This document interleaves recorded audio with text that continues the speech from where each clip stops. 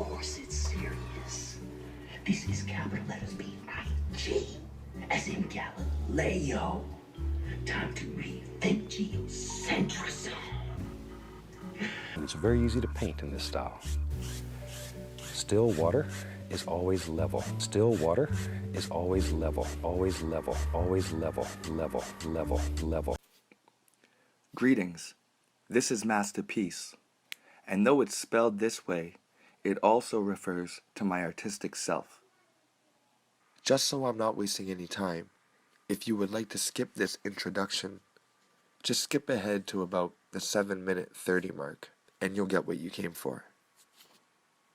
As long as I can remember, I have had an above-average ability to imagine details of objects, faces, or events in great detail. I have also had the ability to render what is inside my mind onto paper or canvas for the public to see. When I was 6, my art was published in my regional school board's pamphlet under the headings of the arts. I was always better than, or on par with, my school art teachers and realized I needed advanced lessons if I was going to truly learn anything. I have won speed painting competitions and have had paintings hung in a few town halls around my way, but I don't say this to toot my own horn, but to legitimize and bring another aspect to this flat earth movement. And that's what I'm calling the APFE, the Artist Perspective on Flat Earth.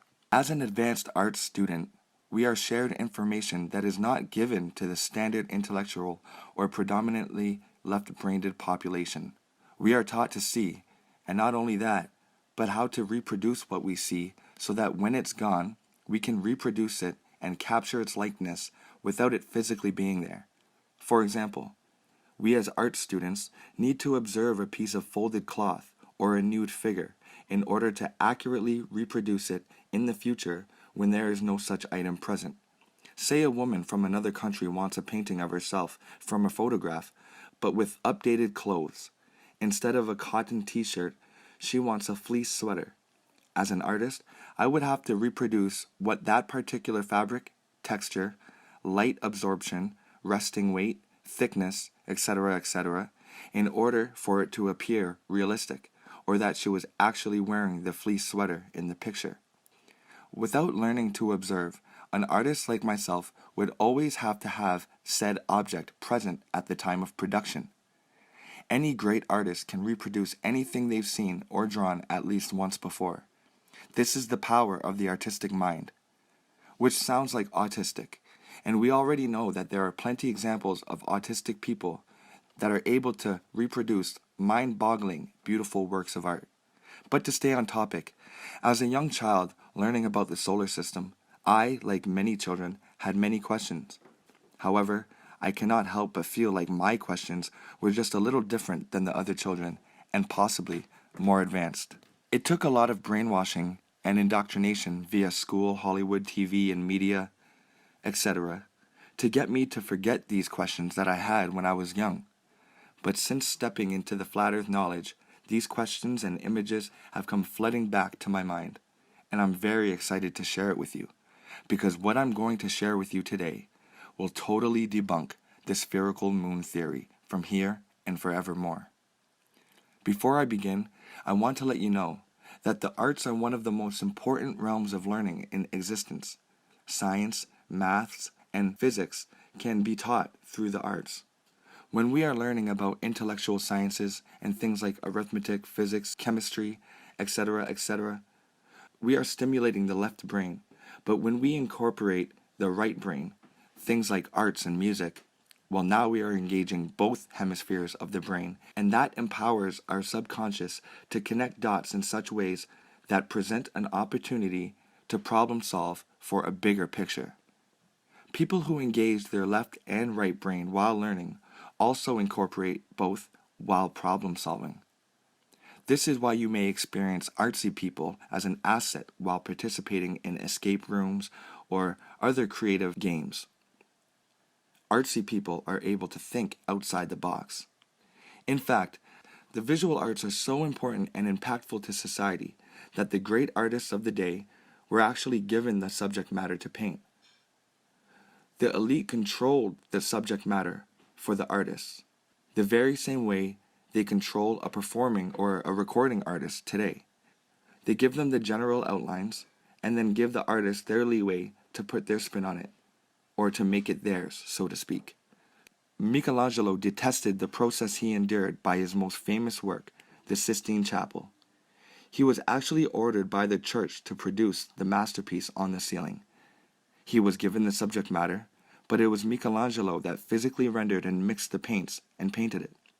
And it is still influencing and inspiring people today. The imaginative power of an artist is unrivaled by any other character type. From my personal experience, it is sometimes a burden having such photographic, true-to-life memory. Haunting and horrible images that are not intended to be viewed stay with an artist long after observed. Scary, twisted, horrifying images are made realistic in nightmares or in waking life, as when someone is describing a surgery or an accident. The graphic reconstruction in the artist's mind is so real, he or she almost feels the pain right then and there. I'm sure most artists watching this can agree. This is why artists are dangerous to the system, and why the arts are given as optional school courses, or are not taken as seriously as other career choices. If two people told you their professions, one a math teacher, the other an arts teacher, you would probably judge the math teacher to be smarter, more wise, or more trustworthy, dependable, or more professional, or even more deserving of your respect and patience. Which is weird, because everyone can learn math and how to count numbers if they tried, or use a calculator. Yet no matter how hard someone who is not born with an artistic inclination may never be able to develop the talents it takes to render a family portrait, or a landscape, or the correct color, or the moon. And speaking of the moon, allow me to now share the information that will close the case forever on the possibility or the falsity of the moon being a sphere. The moon is 100% absolutely not spherical, and any lunar eclipse proves it, and you can prove it too. All you need is a light source and two spheres. On the right, I'll be showing video footage of past lunar eclipses that we are all familiar with. And on the left, I will be showing what a shadow moving over a sphere actually looks like. A lunar eclipse is not, I repeat, is not a shadow of a sphere or anything else circular moving across a spherical object. How do I know? There are 4 critical points of observation everyone should be looking at, and I like to call these the conformation to surface factor, the shadow diffusion factor, the sine wave or S factor, and the reflected light factor. Firstly, I would like to point out the consistency of how a shadow naturally moves along varied surface types. This is the conformation factor. A shadow will conform to any shape that the surface takes, thus, in a way, revealing the true shape of an object. If a shadow moves along something rigid like stairs, it will take the stairs' shape, revealing the level differential from step to step. If a shadow moves along a concave object like a bowl, the shadow will stretch and skew, revealing the concavity of the bowl.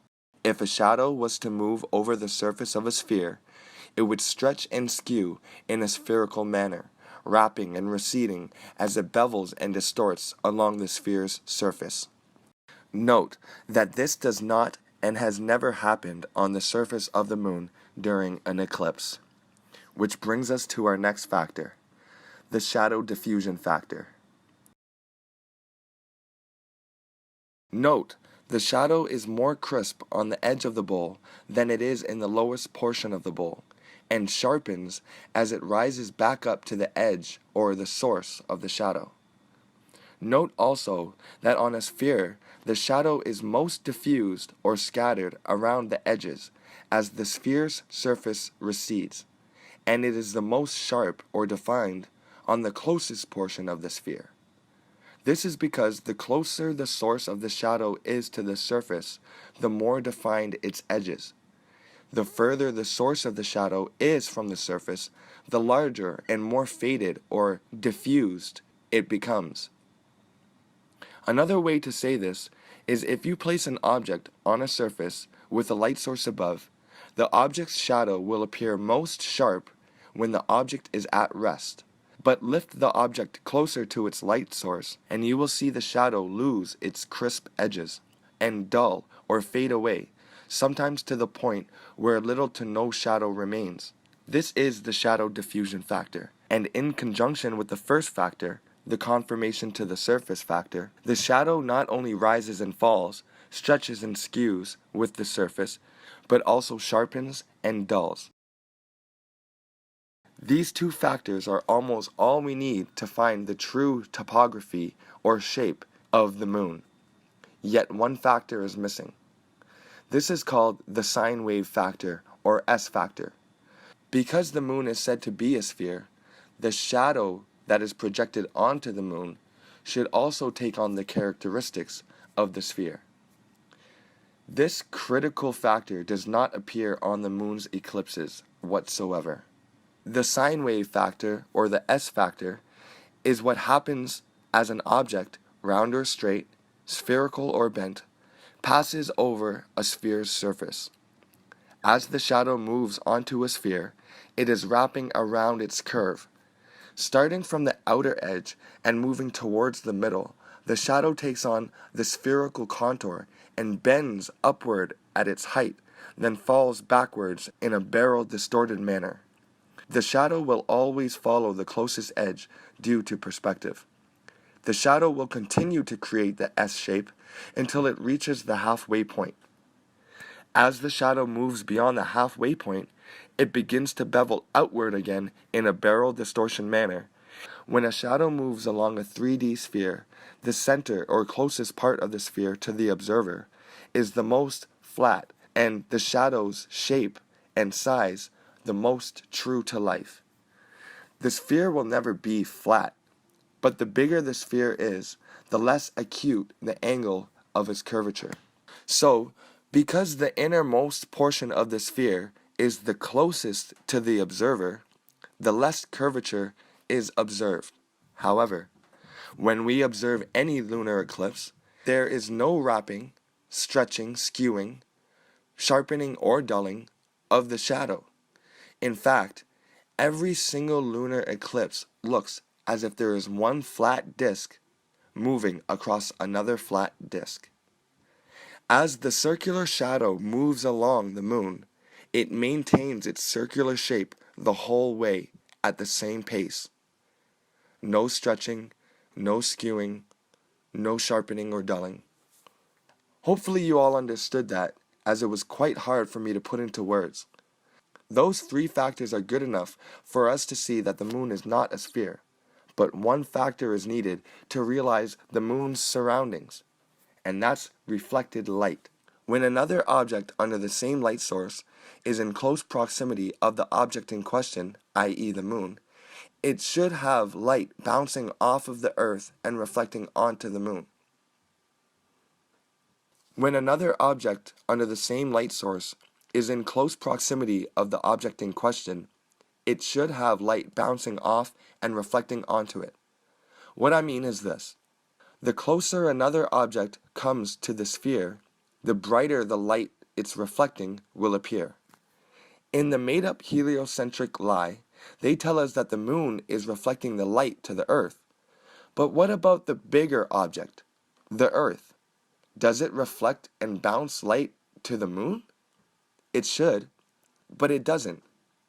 Because if it did, we would then have no new moon phase, and instead more of a dull moon phase or a dim moon phase. Meaning, as the moon wanes to darkness, it should then be illuminated by the earth. We should still be able to see the same face of the moon that we see every day, because the moon is always facing us. However, it should be dimmer and not luminous, because the earth should reflect its massive light towards the dark moon. Especially when the moon is further and closer to the earth on its supposed elliptical path, it should brighten and dim in its new moon phase. I repeat, speaking exclusively from new moon to new moon, the moon itself should still be visible on that new moon phase, transitioning from dim to slightly brighter, back to dim, as the moon moves in its elliptical orbit.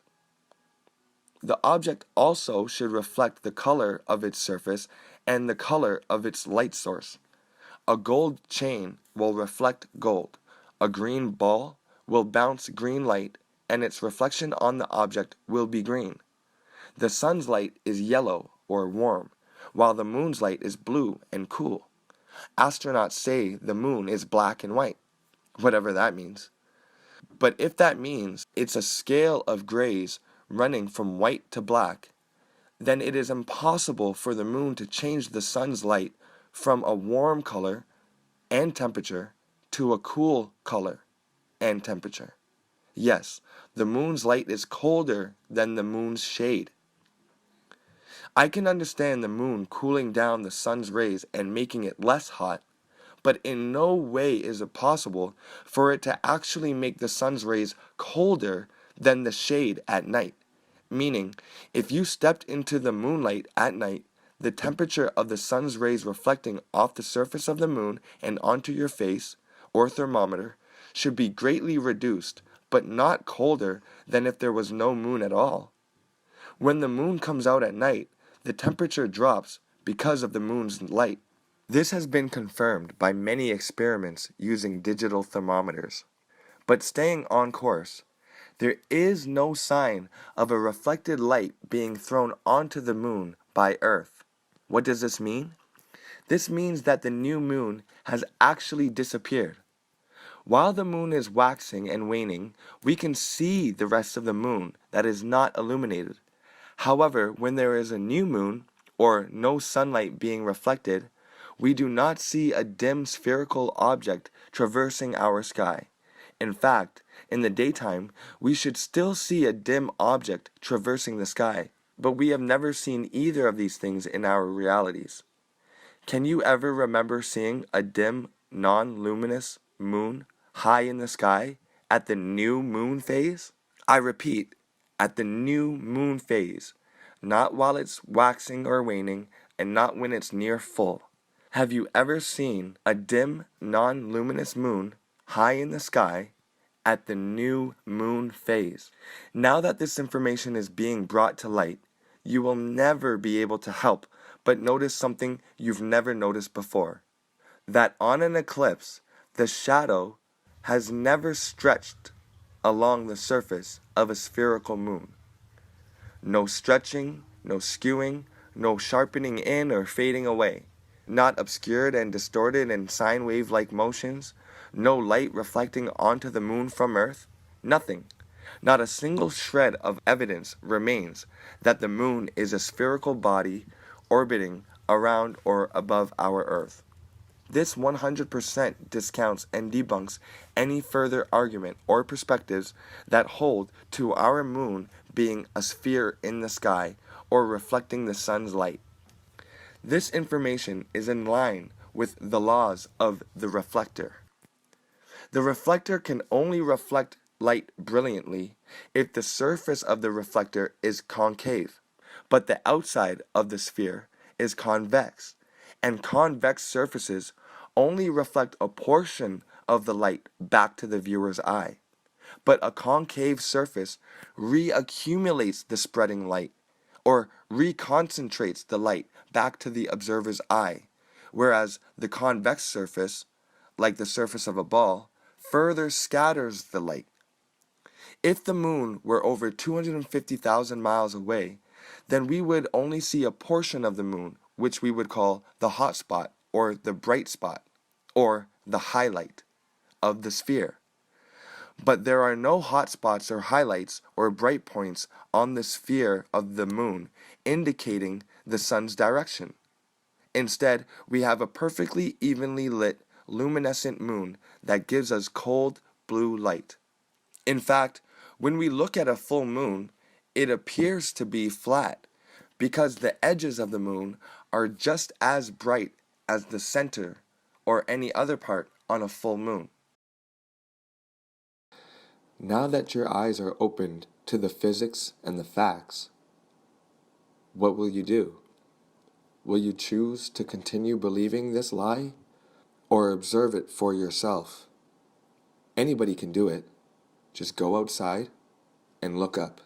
And in case you're wondering about what Neil deGrasse Tyson has to say on the matter, just look how he debunked himself. He went on social media, yes, supposedly the world's leading astrophysicist, anyway, went on social media and posted this ridiculous photo of what he thinks the shadow of a flat Earth would look like on the moon.